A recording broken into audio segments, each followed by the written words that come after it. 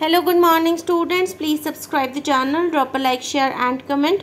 This is Shree Vishnu Art Press Publications exercise number 5 and 6 on the speed of 160 words per minute. Start. As Anna Hazare's fast unto death enters the fourth day, the UPA government has shown no signs of relenting on Team Anna's main demand, the enactment of an effective Lokpal bill to curb corruption in the top echelons of the establishment. Ironically, this is a country where millions go hungry every day without attracting public attention. But fasting voluntarily and with such frequency to press for the noblest of all causes today, prevention of corruption has seldom been witnessed in independent India before. Not surprisingly, it has attracted unprecedented attention and adulation.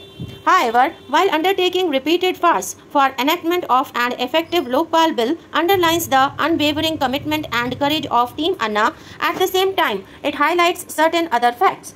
It shows the agitators are not trying to build a parallel mass based on the strength of a constructive program, as was done by Mahatma Gandhi.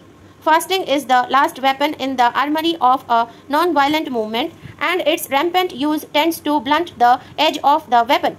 While Gandhi, the creator of this weapon, used it on many occasions, he had many other weapons too in his armory, especially his constructive social program.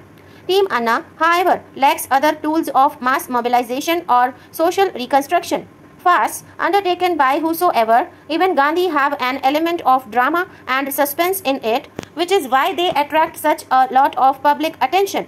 But getting the nation's attention solely through this prism poses danger for Team Anna, which might ultimately in public perception be reduced to the status of a brave drama troupe. They might finally look, in nature if not in magnitude of impact, like a street play group that has the good intention of inducing social change and awareness. To quote V.S. Naipaul on the J.P. movement in India, a wounded civilization. The revolution was an expression of rage and rejection, but it was a revolution without ideas.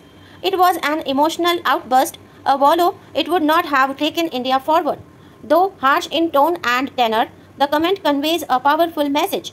The J.P. movement, which was without doubt the most powerful protest movement that took place in independent India, left important lessons for the posterity of revolutionaries and reformers wanting to bring macro-level change in the country.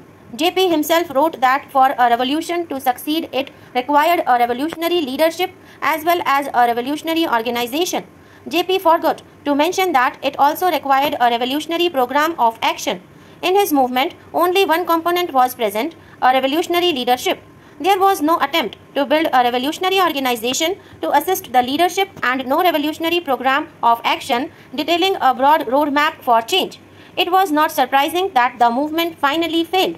Pranab Mukherjee, who will be sworn in today as the 13th President of the Indian Republic, is a man conscious of his political stature. He is also a realist. It's the combination of these two qualities which, in all probability, will come to define his presidency.